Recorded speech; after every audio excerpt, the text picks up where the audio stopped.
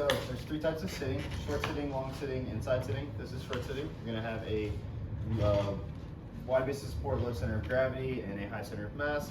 Knees flexed, hips flexed, feet in flat on the floor, and a straight spinal curvature. You can go into long sitting. You're gonna have your knees extended, hips flexed, feet neutral, and have a straight posture. And then side sitting, which is kind of just used for transition. You have both knees flexed and one arm weight bearing. So precautions, contraindications, really you just need to know your patient's chart for this. You need to know if there's any muscle weakness, poor proprioception, osteoporosis, if they have anything that is pain related to the joints that would get exacerbated by weight bearing. Any of these could contraindicate sitting. So if they can't weight bear in their left arm, they can't side sit on their left arm because they can't weight bear in the left arm. It also is muscle weakness is important with like the trunk, stabilizing the trunk. You need to use your arms to stabilize. You can't stabilize with just your trunk. So hand holds for a side Yeah, that's what we started. So for side sitting, you don't want to have a gait belt on because we are going to transition here. And I will just hold it here and have my hand on her shoulder here. That way I have a front and back grip. Going into short sitting. So here, you're going to put her knees in between yours, have her cross her arms and hold her elbows, and then you're going to hold the patient's elbows. And that way you're holding both sides. You can also test some stability here, left to right, front and back. And then you can also do this with a ball. Put the ball here. Oh Lord. She'll put her arms over my legs and just hold her here. Oh, all right. And then long sitting. Same, you're gonna hold PSIS on your shoulder. Just stabilize them.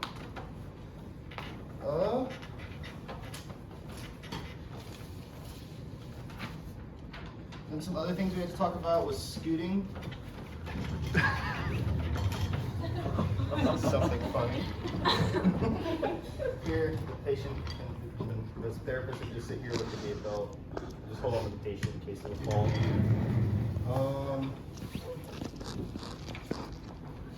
We also had transfers to talk about, sliding board transfers depending on the patient's independency. Some patients can do the sliding board by themselves. Obviously they have to be able to grab the sliding board and have their chair or surface nearby.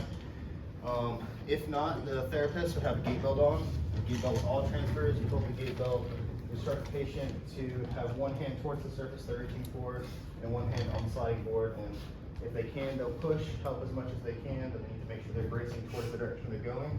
The therapist has to hold the patient, hold the sliding board, make sure it's not going to go anywhere.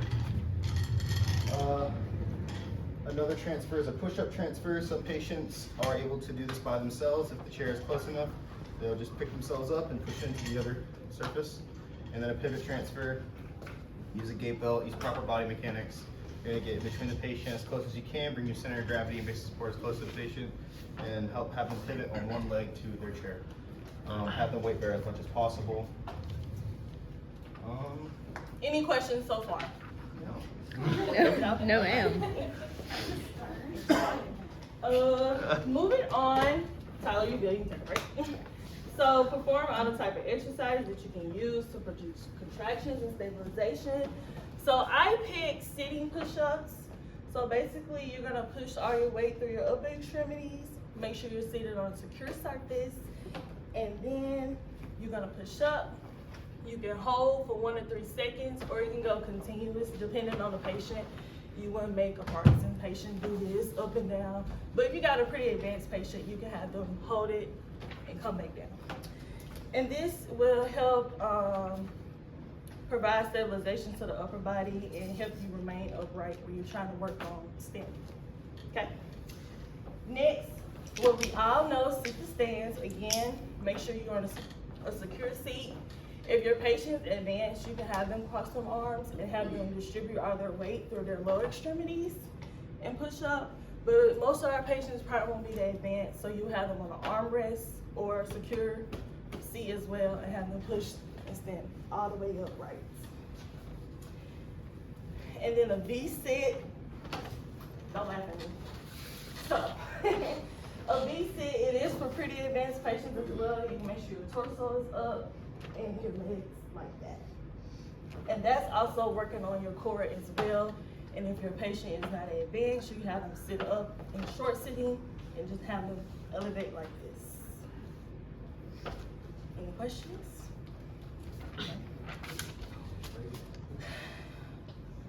Our facilitation and inhibition techniques, we put NES.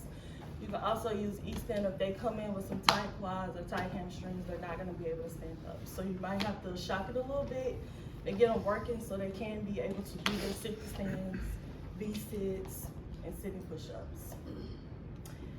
Also, stretching and tapping. If somebody comes in a wheelchair or you know they sit down for a prolonged period of time, probably waiting on you to get done, make sure you probably have to do some stretching, those legs, or get some bands as well. So before y'all start your exercises, or some tapping. Sit right here, wake those calves up, wake those hamstrings up. Also tonic stimuli, because approximation and resistance, they are used to develop your control and stability while you're sitting. And they also facilitate your posture extension, so they make sure you can extend correctly. Now, breathe out. So for mobility, our transition of movement is coming from quadruped to side sitting. As a therapist, make sure you're close. You don't want them to topple over. You will have a gait belt on. So then, you gonna fall over? Go that way. Okay, now you'll tell them to reach back with the side they're not comfortable with, which is his left.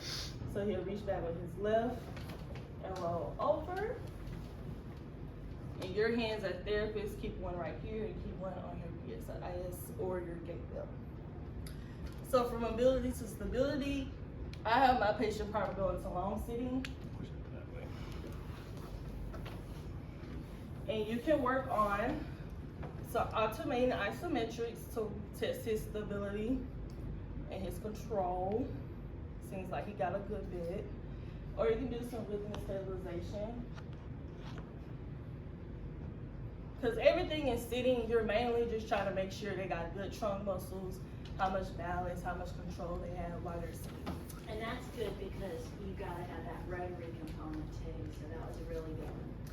From control mobility, I have them going to short sitting. And I'll have my patient do a D2 pattern, D2 flexion pattern, drawing a sword. And as he's drawing, I'm providing the resistance. This is the slow reversal hold. And as he's coming back down, providing some more resistance. Make sure your hands on beta, guys. This is also just testing their stability, their core, see how much they got. And still mobility, any of those balance tests, reach tests, I just have my patient sit up, ask them to reach for something, might move a little bit higher, put it down, to the side, see how much they can do. Oh. He's a little violent, guys. And you can have it, play ball too. So to make sure y'all understand, these sitting mat activities, they're just used to develop your balance, your control of your trunk, weight better in your upper extremities, and to just improve your stability. Sitting, it requires a lot of strength and a lot of control in these trunk muscles to attain your upright position. Okay. Also, you gotta use your lower extremities to help stabilize your pelvis while you're sitting. And therefore, it's very important to understand each category. So as a therapist, you can successfully challenge your patient in each of these positions. Any questions? That was very well done. That was good.